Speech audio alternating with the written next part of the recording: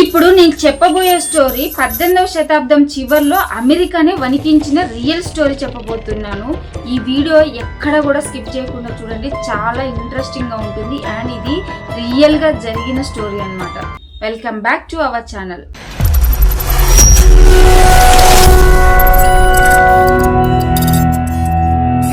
ఒక ఆత్మ తన కేసునే తను రీఓపెన్ చేయించుకుంది. ఇది వినడానికే నమ్మశక్యంగా లేదు కదా, కానీ నిజంగా జరిగిన స్టోరీ. ఇప్పుడు నేను చెప్పబోయేది ఒక ఆల్వా కుటుంబం కథ.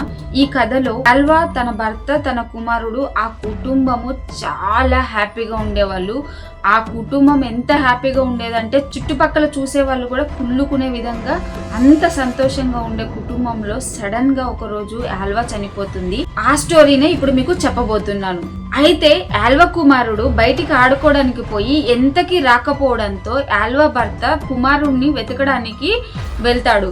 వెళ్లే టైంలో ఇంటి పక్కన ఉన్న ఒక అబ్బాయికి చెప్తాడు, ఆల్వా ఆంటీ ఇంట్లో ఒక్కతే ఉంది, వెళ్ళి తనకి తోడుగా ఉండు, ఏదైనా అవసరం ఉంటే హెల్ప్ చెయ్యు అని. తరువాత ఆల్వా కోసము పక్కనున్న ఒక అబ్బాయి ఆల్వా కుటుంబం దగ్గరికి వస్తాడు. ఇంటికి వచ్చేసరికి ఆల్వా పడిపోయి ఉంటుంది, ఎంత లేపినా లేవదు.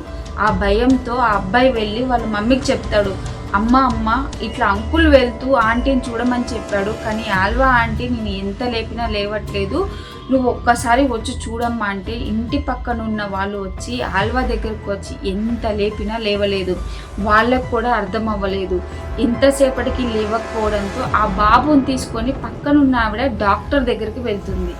ఆల్వాని పరీక్షించడానికి వచ్చిన డాక్టర్ కన్ఫర్మ్ చేస్తాడు ఆల్వా చనిపోయింది అని. కొద్దిసేపటికి తన కుమారుడిని వెతకడానికి పోయిన ఆల్వా భర్త, తన కుమారుడు కంగారుగా ఇంటికి వచ్చేస్తారు. వచ్చేసరికి ఇంటి నిండా జనాలు గుమిగూడి ఉండడంతో ఆల్వా భర్త చాలా కంగారు పడిపోతాడు.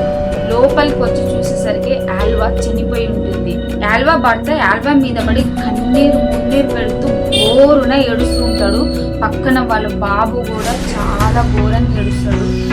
చూసే చుట్టుపక్కల వాళ్ళకు కూడా అనిపిస్తుంది ఆల్వా భర్త నిజంగా ఎంత మంచివాడు, అసలు తన భార్య కోసం ఎంతలా రోధిస్తున్నాడు, అయ్యో ఆల్వా ఎలా చనిపోయింది అనేసి ఏడుస్తూ ఉన్నాడు. ఈ లోపు ఆల్వా భర్త లోపలికి వెళ్ళి వచ్చి ఆల్వాకి స్కార్ఫ్ కడతాడు తలకి. ఎందుకంటే ఆల్వాకి ఈ స్కార్ఫ్ అంటే చాలా ఇష్టము. స్కార్ఫ్ వదిలి ఒక నిమిషం కూడా ఉండకపోయేది. సో ఆల్వాని తీసుకెళ్లేటప్పుడు ఈ స్కార్ఫ్ తనతో కంపల్సరీ ఉండాలని స్కార్ఫ్ తీసుకొచ్చి తన మెడకు చుడుతూ ఆల్వా భర్త విలపిస్తూ ఘోరంగా ఏడుస్తుంటాడు. ఆల్వా భర్త ఏడవడం చూసి చుట్టుపక్కల వాళ్ళు కూడా కన్నీరు మున్నీరు పెట్టి ఏడవడం స్టార్ట్ చేశారు. డాక్టరు ఆల్వా భర్త ఏడవడాన్ని చూసి అక్కడే షాక్ లో ఉండిపోతాడు. మొత్తానికి ఆల్వా అయితే చనిపోవడం జరిగింది. ఆ తరువాత ఆల్వాని తీసుకెళ్లి దానం చేసేస్తారు. అంతా సుఖాంతంగా గడిచిపోయింది ఇక్కడికి. అయితే ఇలా జరిగిన తరువాత ఆల్వా తల్లికి 4 రోజుల నుంచి ఆల్వా కలలో రావడం మొదలుపెట్టింది. అమ్మ, నాది సహజ మరణం కాదు, దయచేసి మీరు కేసుని రీఓపెన్ చేయండి, నేను సహజంగా చనిపోలేదు అని ఆల్వా వాళ్ళ అమ్మ కల్లో రోజు రావడం స్టార్ట్ చేసింది. వాళ్ళ అమ్మకి చాలా ఆశ్చర్యం వేసింది. అదేంటి నా కూతురు రోజు కల్లోకి వచ్చి కేసుని రీఓపెన్ చేయమంటుంది, సడన్ గా చనిపోయింది, భార్యాభర్తలు చాలా హ్యాపీగా ఉన్నారు, మంచి కుటుంబం, ఇంకా తనను హత్య చేయడం ఎవరికి అవసరం అని ఆల్వా అమ్మకి అర్థం అవ్వలేదు. కానీ ఇలా రోజు వస్తూ ఉండడంతో ఆల్వా మదర్ వెళ్ళి పోలీస్ స్టేషన్లో కేసు పెడుతుంది.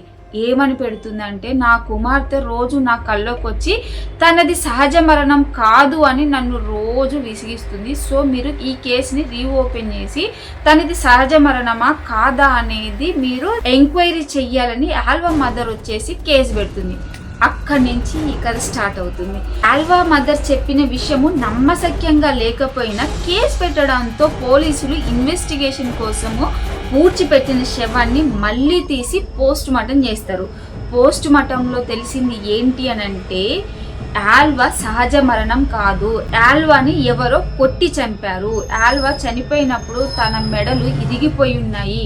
సో ఇలాంటి విషయాలు చాలానే బయటపడ్డాయి. అందరూ నిజంగా షాకింగ్ లో ఉన్నారు. చనిపోయినప్పుడు ఒక్కతే ఇంట్లో ఉంది, అసలు కొట్టి చంపాల్సిన అవసరం ఏముంది అనేసి కేసు రీఓపెన్ చేసి ఇన్వెస్టిగేషన్ స్టార్ట్ చేశారు. ఇన్వెస్టిగేషన్ స్టార్ట్ చేసిన తర్వాత ఆల్వా ఇంటికి వెళ్ళి చుట్టుపక్కల వాళ్ళని ఎంక్వైరీ చేయడం స్టార్ట్ చేశారు. ఆ ఎంక్వైరీలో తేలింది ఏంటంటే ఆల్వా భర్త తనని రోజు కొడుతూ హింసిస్తూ ఉండేవాడని ఆ ఇన్వెస్టిగేషన్ లో తెలిసింది. వైఫ్ అండ్ హస్బెండ్ అనేది తిట్టుకోవడం కొట్టుకోవడం సహజమే. ఇన్వెస్టిగేషన్ చేసిన తర్వాత కూడా మిస్టరీ వీడకపోవడంతో అక్కడికి ఆల్వా చనిపోయినప్పుడు ఎవరైతే ఆ డాక్టర్ వస్తారో ఆ డాక్టర్ ని ఎంక్వైరీ చేయడం స్టార్ట్ చేశారు. ఆ డాక్టర్ ని ఎంక్వైరీ చేసినప్పుడు డాక్టర్ ఏమన్నాడంటే ఆల్వా చనిపోయినప్పుడు తన భర్త కన్నీరు మున్నీరు పెట్టి ఏడుస్తుంటే నేను తననే చూస్తూ ఉండిపోయాను, ఆల్వాని గమనించడం టెస్ట్ చేయడం మర్చిపోయాను అని చెప్తాడు. సో కోర్టుకు వెళ్ళిన తర్వాత అక్కడ ఇన్వెస్టిగేషన్ అనేది ఇంకా ముమ్మరంగా చేయడం స్టార్ట్ చేశారు. అండ్ అక్కడ అనుమానం తన భర్త మీద స్టార్ట్ అయింది. డాక్టర్ చెప్పిన విషయాలని ఇంటి చుట్టుపక్కల విషయాలను అన్ని తీసుకున్న తర్వాత ఆల్వా భర్త మీద అనుమానం స్టార్ట్ అయిన పోలీసులు ఆల్వా భర్తని పోలీస్ స్టేషన్ కి తీసుకెళ్లి ఇన్వెస్టిగేషన్ చేయడం స్టార్ట్ చేశాక అసలైన షాకింగ్ విషయాలు బయటకు వచ్చాయి. ఆల్వా భర్తనే ఆల్వాని కొట్టి చంపాడన్న విషయం బయటకు వచ్చింది. అయితే అంత మంచిగా అంత హ్యాపీగా ఉన్న ఆల్వా కుటుంబంలో తన భర్తే కొట్టి చంపేయడం ఏంటి అనే ఒక అనుమానంతో ఇన్వెస్టిగేషన్ ని ముమ్మరంగా కొనసాగించారు. ఆ తర్వాత ఆల్వా భర్త నిజాలన్నీ ఒప్పేసుకున్నాడు. తనకి 7 పెళ్లిళ్ళు చేసుకోవడం ఇంట్రెస్ట్ అని, ఇప్పుడు చేసుకున్న భార్య 3వ భార్య అని, అంతకు ముందు చేసుకున్న 2 భార్యల్ని టార్చర్ పెట్టడం వల్ల వదిలేశానని ఆ ఇన్వెస్టిగేషన్ లో ఆల్వా భర్త చెప్తాడు.